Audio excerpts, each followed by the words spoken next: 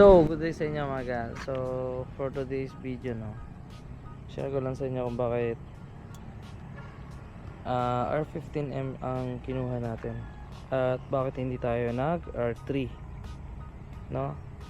Ang dahilan din kasi mga gar kung bakit hindi ako nag R3 is wala talagang available na R3 dito sa amin sa Caraga.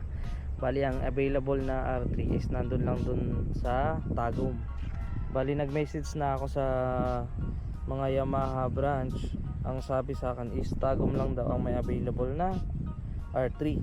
And then thankful naman din ako na hindi rin ako natuloy sa R3 dahil sa maintenance din mga gar, no. Masyadong mabigat kung i-daily use natin.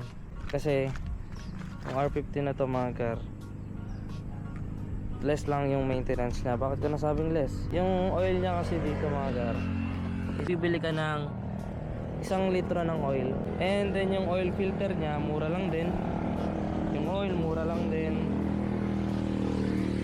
and then sa kadena medyo mabigat-bigat din mga gar dahil yung stock na ito mga gar is RK, naka RK set front and rear, at lalo na yung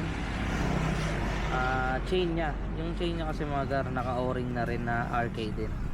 And then yung gulong nya, syempre mahal din ang magiging maintenance natin sa gulong. Pero sa gulong naman kasi matagal naman din siya maupod.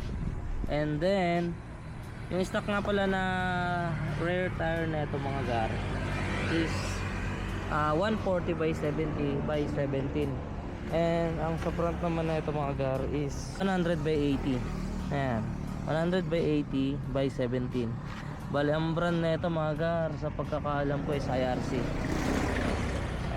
At nakaganda rin kasi naman sa R15M na to mga gar, naka dual ABS na rin siya, no. Naka ABS yung front nya at yung brake nya is by-brake. And then yung rail naman mga gar is naka ABS na rin, at yung brand naman ng brake nya is Nissin. So yun, napakaganda rin naman ng handling nya mga gar. So napaka the best na to para sa mga beginners, para sa next upgrade natin kung sakali mang mag inline 4 tayo mga gar, no? Dahil target ko talaga mga gar yung yung inline 4 ng Bristol, yung Cove 450RR. Bali R15M magaan yung handling nya, goods na goods talaga mga gar. Pagdating sa cornering, mag-reduce ka ng gear, pasok talaga at mararamdaman mo talaga ang slipper clutch. And then ang nakagandahan din kasi na ito mga gar, mag-i-enjoy ka talaga. Sinasabi ko sa inyo, mag-i-enjoy ka ang dahil dyan sa quick shifter mga gar. Yan, yung quick shifter na yan, mag-i-enjoy ka talaga sa quick shifter mga gar. Then yan, lilingunin ka naman kahit naman R15M lang yung motor mo, lilingunin ka pa rin talaga mga gar, kasi napaka big bike looks niya talaga mga gar. Pero di naman talaga siya as in big bike, no. Bali inspired yon, sports bike inspired, and kasama naman to siya sa mga R series mga gar. Ayan, R15M, ito yung pinakabunso nila sa R series. So yan, napakaganda niya talaga mga gar. Same lang sila ng engine ng Sniper, pero magkaiba sila ng settings. Sa EC magkaiba din sila ng settings ng tune, kaya mas mataas yung HP neto kaysa sa Sniper. So napaka-goods talaga, naka KYB pa na inverted fork, and then yung rear din naka KYB, monoshock din siya. Napakaganda niya sa cornering mga gar. Yung gulong niya napakakapit ng stock, masusulit mo muna bago ka bumili.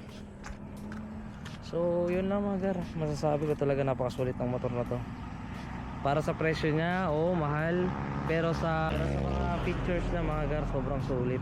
Para sa akin lang, sobrang sulit niya. And then yung natakbo na nga pala ng mga gar, ang odo na neto is 212 pa lang mga gar.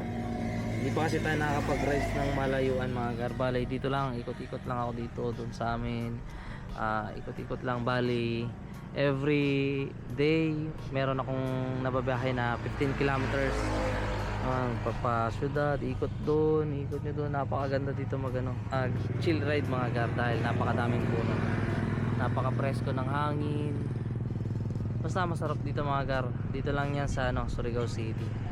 So pag makagawi kayo dito mga gar, hindi kayo magsisisi, dahil napakaraming adventure na pwede nyong gawin. Ligo ng dagat, mag-hike, mag-chill ride, kahit saan mga gar. Napakaganda ang view.